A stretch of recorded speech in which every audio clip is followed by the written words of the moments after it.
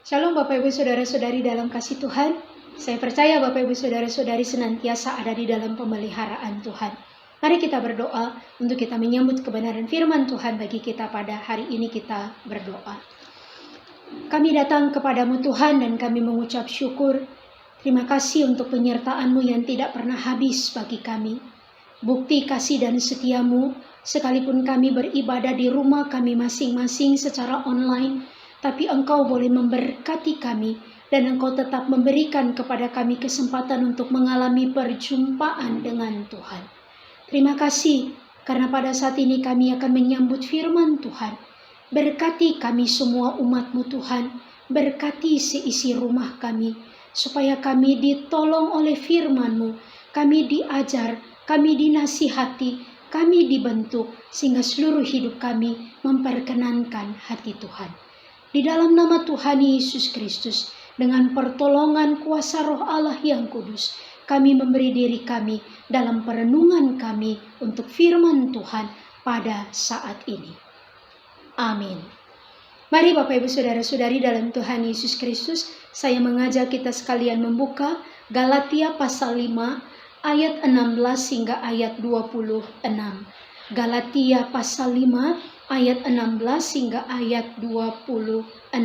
Ketika bersama-sama secara khususnya kita akan memasuki sebuah momentum di mana mesbah keluarga akan kita bangun mulai bulan Juli ini di tengah-tengah persekutuan dan kehidupan kita sebagai jemaat Tuhan di Gereja Kristus Purwakarta, bahkan mungkin juga bagi Bapak Ibu Saudara-saudari yang lainnya.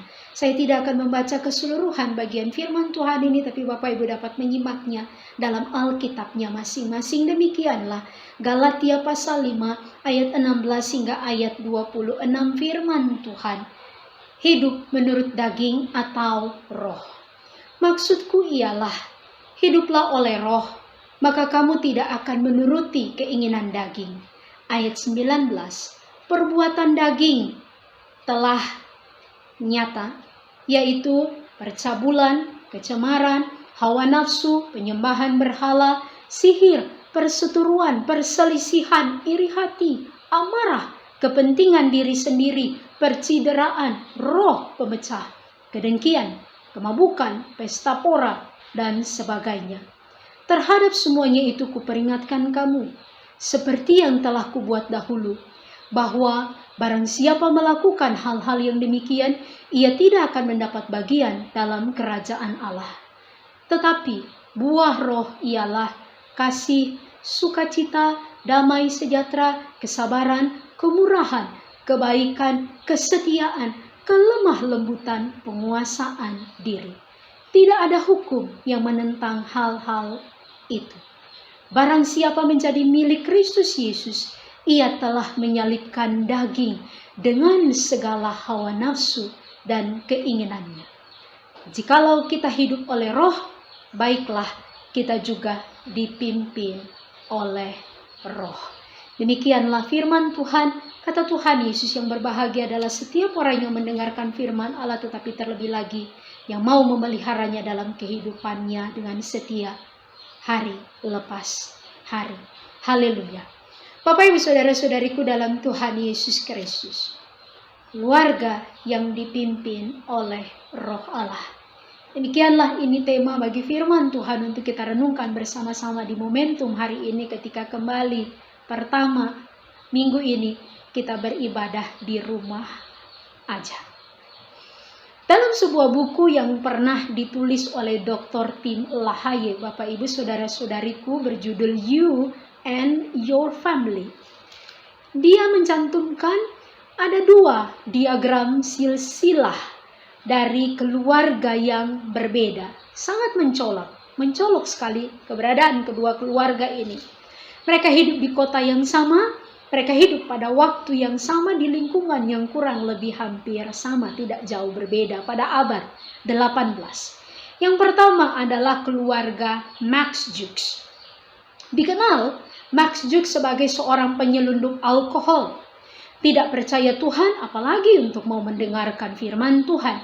Dia dikenal kehidupannya sungguh sangat tidak bermoral. Dan yang kedua Bapak Ibu adalah keluarga Dr. Jonathan Edwards. Sebagian orang mungkin mengenal namanya Jonathan Edwards. Betul sekali, beliau adalah seorang penulis buku, seorang teolog, seorang hamba Tuhan.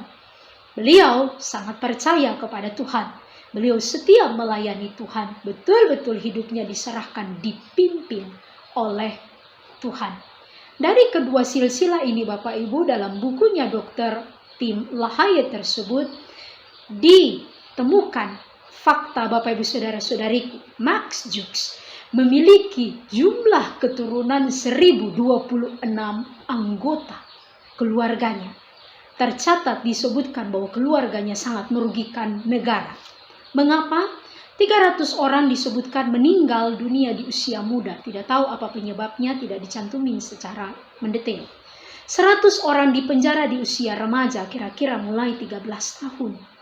190 orang dikenal sebagai seorang pelacur.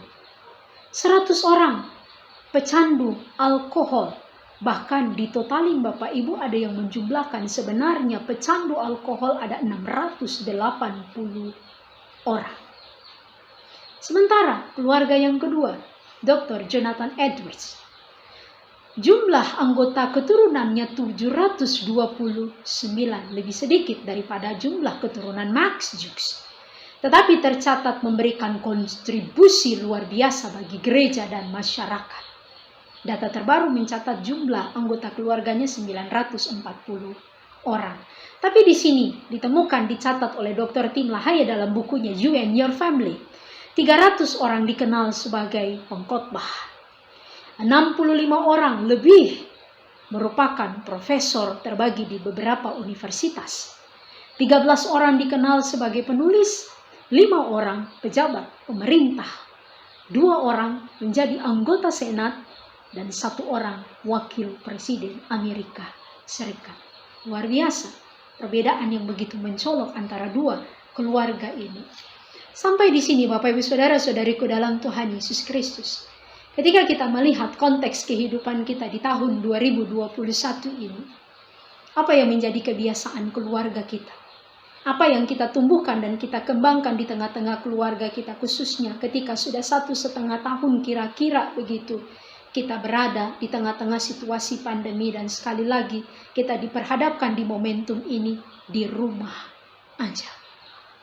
Di rumah aja. Kita tidak bisa beribadah tatap muka secara langsung, melainkan hanya bisa melihat rekaman atau mungkin online di YouTube. Mungkin saat ini ada beberapa orang umat Tuhan yang protes. Mengapa Tuhan izinkan situasi ini, keadaan ini harus terjadi?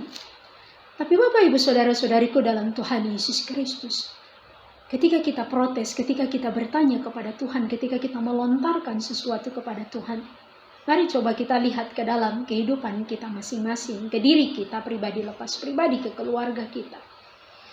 Kalau kita mau jujur, kalau kita harus jujur, semua yang terjadi ini Bapak Ibu tidak lepas dari andil kita. Mengapa saya katakan demikian? Bukankah kita cenderung untuk menggampangkan segala sesuatu? Corona, flu biasa, gampang.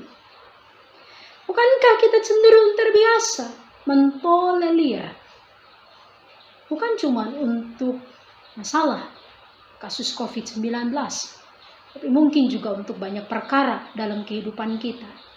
Kita cenderung biasa membiarkan Bapak Ibu kesalahan orang lain, kesalahan anak, kesalahan teman, kita cenderung membiarkan. Mengapa? Kita terbiasa hidup dengan pola yang sudah terbentuk dalam diri kita masing-masing. Pola di mana kita nggak mau diatur, maka lebih baik nggak usah ngatur hidup orang lain. Pola di mana kita nggak mau dipimpin.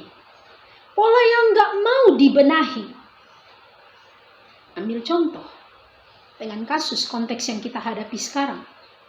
Pemerintah buat skenario, ada aturan mainnya, ada protokol yang harus kita ikuti untuk menolong kita semua bersama-sama. Tapi kita abaikan. Kita tidak pedulikan. Bahkan parahnya, buruknya Bapak Ibu Saudara-saudariku, masih ada sebagian besar orang yang bilang COVID-19, Corona, itu semua omong kosong. Parahnya, masih ada yang berpikir sedemikian rupa. Maka Bapak Ibu, ketika kita mencermati kehidupan kita sebagai umat Tuhan, tidak heran. Dan jangan heran Bapak Ibu Saudara-saudariku, kalau akhirnya Tuhan bisa pakai keadaan, Tuhan bisa pakai lingkungan untuk menyadarkan kita. Seperti Israel, harus melewati, berjalan di padang gurun 40 tahun. Tuhan hendak mendisiplinkan mereka, mendidik mereka, mengajar mereka. Atau bahkan ketika mereka harus masuk ke Asyur, ataupun ke Babel.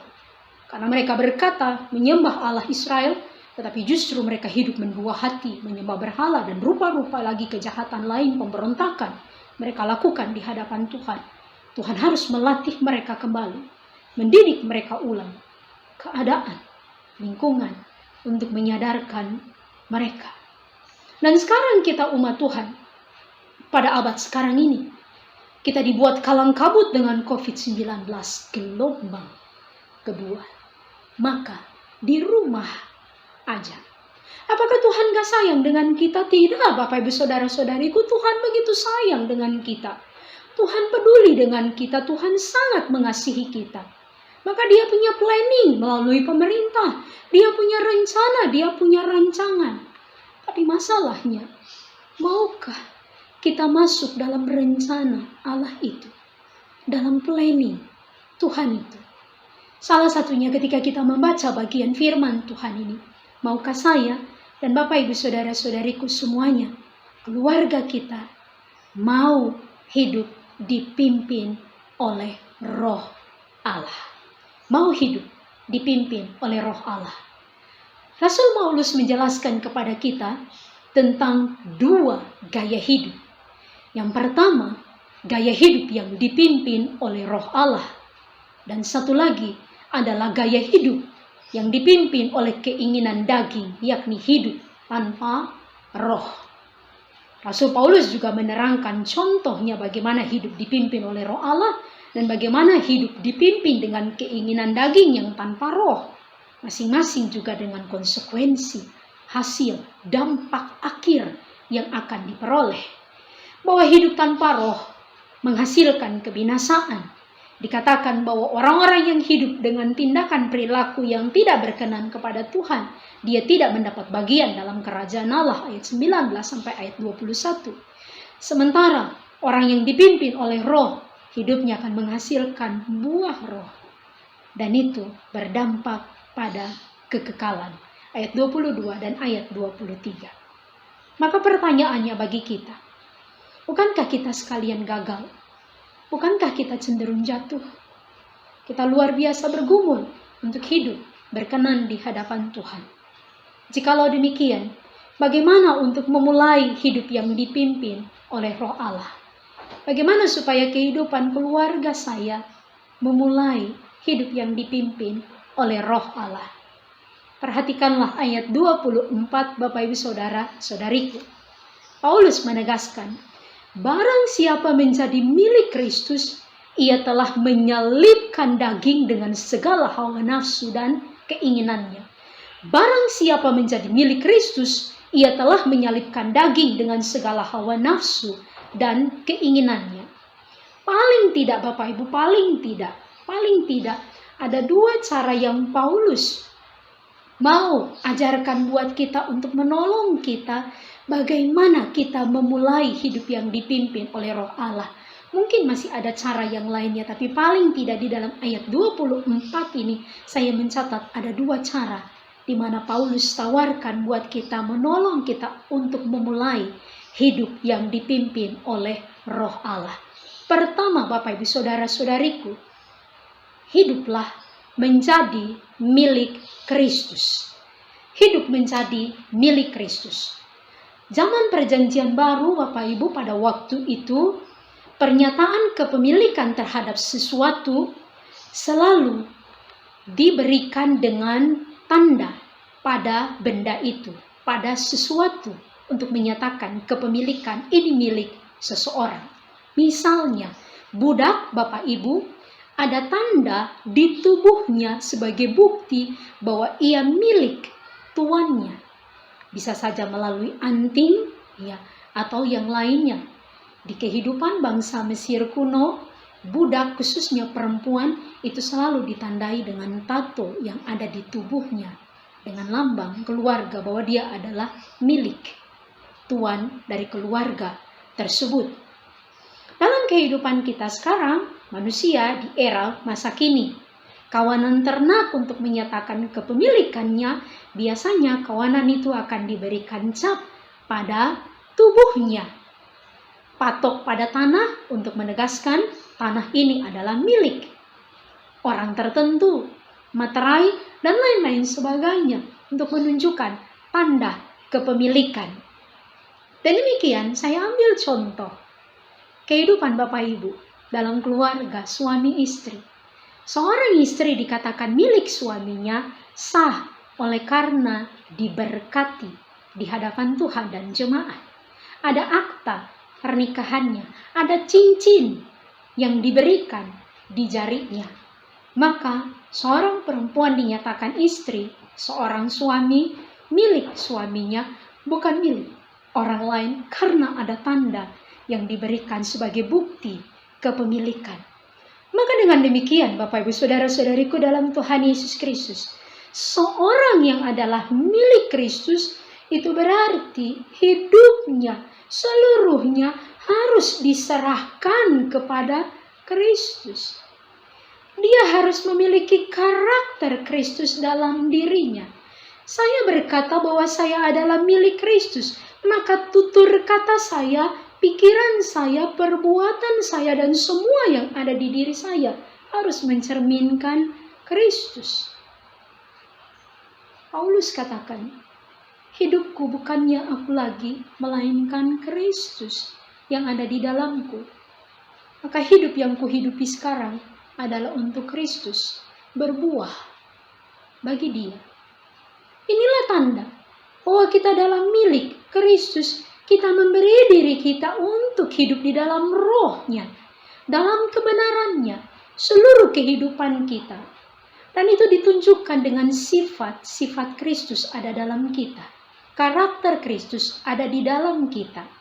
Seperti apa karakter yang mau dipimpin oleh roh Allah? Karakter yang mau tunduk kepada Allah, takluk pada Allah. Kita hidup di bawah otoritas Allah, di bawah kepemimpinan Allah. Maka saudara-saudaraku, rekan-rekan pemuda, anak-anak remaja, dan juga semua anak-anak, kita harus tunduk, patuh kepada orang tua kita dalam keluarga karena merekalah yang mempunyai otoritas. Istri tunduk kepada suami karena dia adalah kepala keluarga. Tetapi suami juga harus tunduk kepada Kristus yang adalah gambaran daripada kepala jemaat.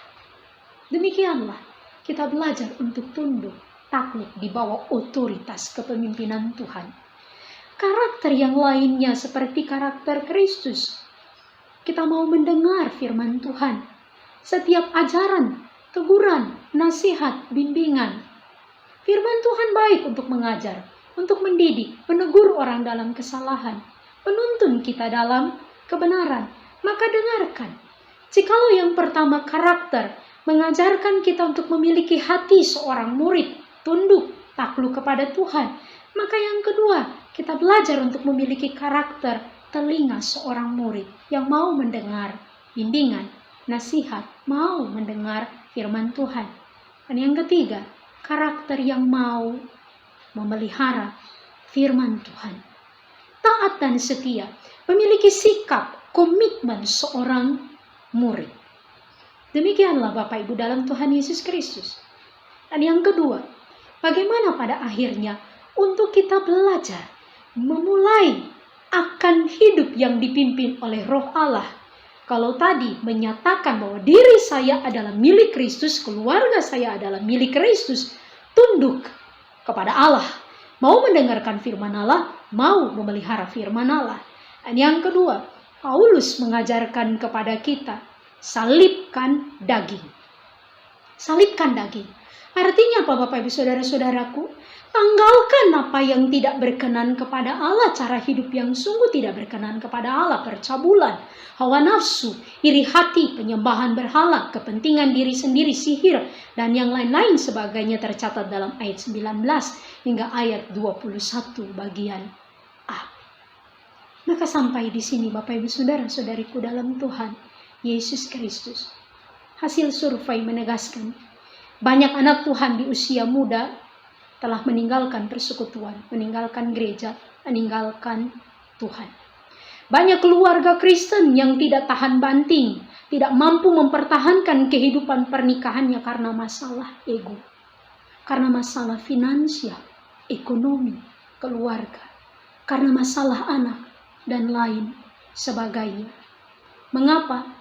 Salah satu penyebabnya adalah tidak adanya kebiasaan memperkenalkan Kristus dalam keluarga.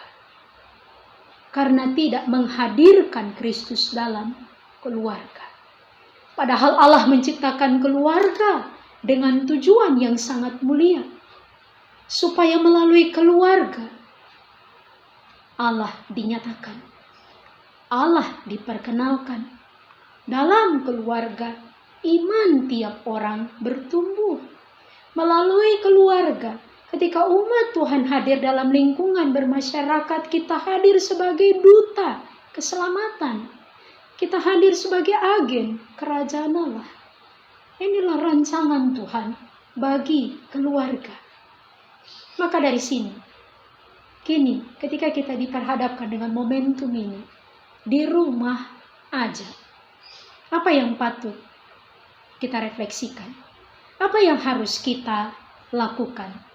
Mari, jemaat kekasih Kristus, tumbuhkan dan kembangkan hidup yang dipimpin oleh Roh Allah.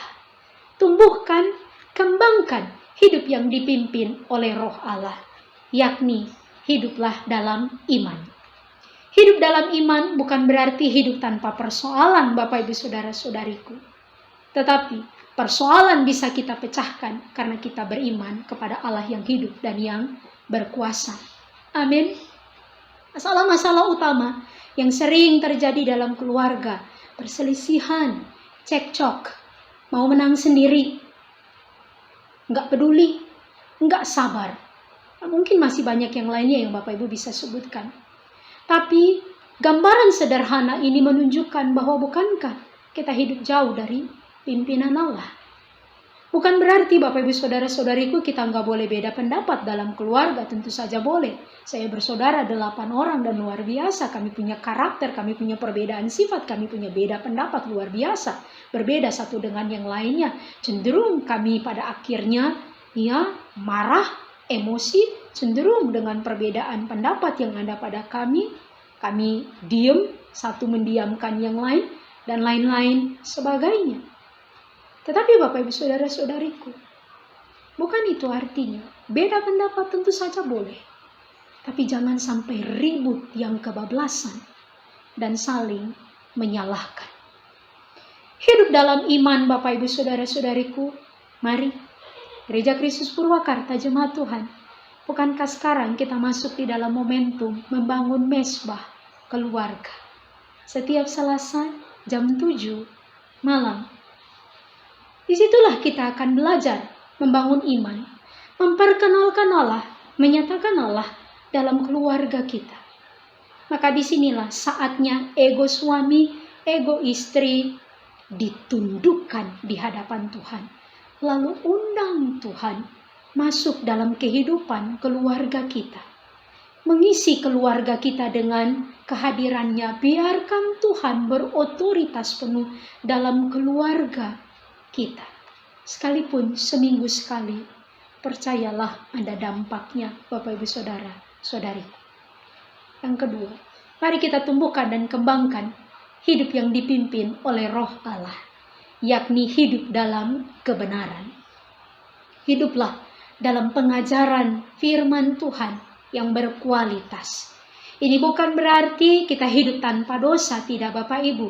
Tapi bagaimana disinilah kita hidup dilatih untuk membedakan manakah kehendak Allah dan manakah keinginan diri kita sendiri yang cenderung membawa kita dalam rupa-rupa kekacauan. Karena kita masih dipenuhi dengan berbagai-bagai keinginan daging. Tapi ketika kita mau dipimpin oleh Roh Allah, maka kita akan hidup dalam kebenaran, dalam firman Tuhan. Demikianlah hidup dipimpin oleh Roh Allah mendewasakan kita. Dan kita akan hidup untuk makin bertanggung jawab terhadap setiap pilihan, keputusan apapun yang kita ambil dalam hidup kita. Dan yang terakhir Bapak Ibu Saudara-saudariku, hiduplah di dalam kasih dan kebersamaan. Tapi kan kita sekarang di rumah aja, berarti asingkan diri kita, tidak usah peduli dengan kehidupan orang lain. Bukan demikian Bapak Ibu Saudara-saudari. Melalui WhatsApp, melalui gadget kita, melalui sosial media yang lainnya, bukankah kita dapat menebarkan kasih dan kebersamaan? Yuk semangat, mari hidup mengucap syukur. Salam sehat, ya bukankah itu hal-hal sederhana? Kita bisa mengembangkan gaya hidup di dalam pimpinan Roh Allah untuk kita bisa memberkati orang lain, memberikan semangat, penguatan kepada mereka. Hal-hal itulah yang saya lakukan dalam beberapa hari terakhir. Mungkin ada yang membiarkan, tidak mempedulikannya. Tapi bukankah itu baik bagi kita sekalian bersama-sama? Perbanyak komunikasi. Mari kita terbuka dengan banyak orang. Tegur sapa, sehingga satu dengan yang lainnya saling menguatkan, saling mendoakan, saling mendukung di tengah-tengah situasi, keadaan yang terjadi buat kita pada saat ini. Mari kita tebarkan kasih Allah. Maka sampai di sini mari keluarga-keluarga jemaat kekasih Kristus. Sekalipun kita diizinkan berada di tengah-tengah pandemi ini yang mungkin bikin kita kalang kabut, penghasilan berkurang, tuntutan hidup tidak berkurang, dan kita harus bertahan hidup. Ini bikin emosi kita meningkat. Cekcok, ribut, saling menyalahkan bisa saja terjadi di dalamnya. Tapi mari bangun mesbah keluarga sebagai bentuk, sebagai ciri kita mau memberi diri kita dipimpin oleh Roh Allah dan keluarga kita hidup di dalam Roh Allah. Mari bangun mesbah keluarga, hayati kehidupan jemaat mula-mula Bapak Ibu Saudara-saudariku. Sekalipun mereka hidup dalam penganiayaan, dalam kesukaran, dalam kesengsaraan, tapi mereka tetap berdoa. Mereka tetap tekun, kuat, belajar firman Tuhan. Mereka saling memecahkan roti. Jikalau ini yang kita lakukan, bangun mesbah keluarga, kita akan kuat, kita akan menang.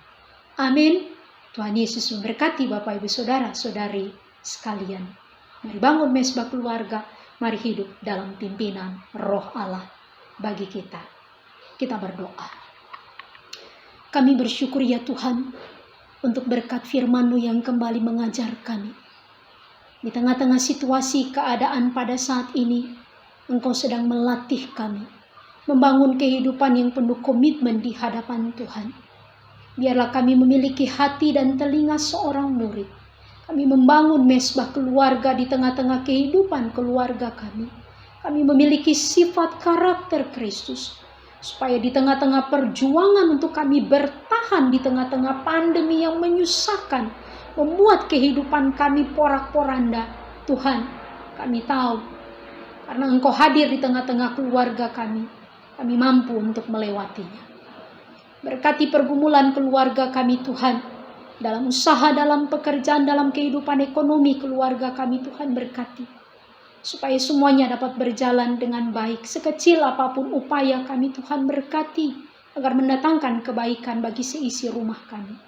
Kami yang sakit, kami yang rentan, kami yang lemah.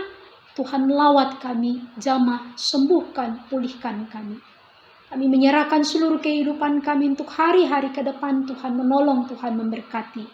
Pemerintah, bangsa dan negara kami serahkan. Tuhan menolong supaya dengan berbagai tindakan upaya yang dilakukan untuk menekan akan angka kenaikan kasus COVID ini melalui protokol kesehatan, melalui upaya vaksinasi, melalui PPKM skala darurat pada saat ini dan berbagai upaya lainnya dari pusat sampai daerah. Tuhan tolong berikan kepada kami juga hati yang mau tunduk, hati yang mau taat, ikut disiplin, mematuhi akan peraturan yang ada.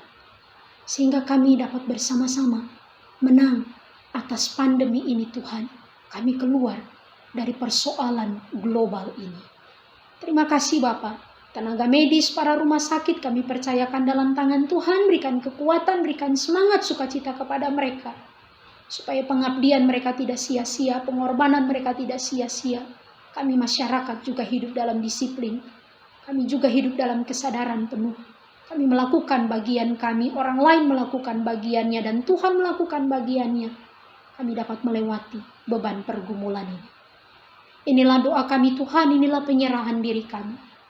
Di dalam nama Tuhan Yesus Kristus, yang telah menjadikan kami milik-Mu, kami menyerahkan hidup kami, seluruh keberadaan kami, supaya kami terus hidup di bawah pimpinan Roh Allah. Kami menikmati segala yang baik di dalam Tuhan, sampai pada kekekalan. Terpujilah nama-Mu Tuhan Yesus Kristus. Kami berdoa, kami bersyukur kepada Bapa di surga. Amin. Tuhan Yesus memberkati Bapak Ibu Saudara-saudari sekalian.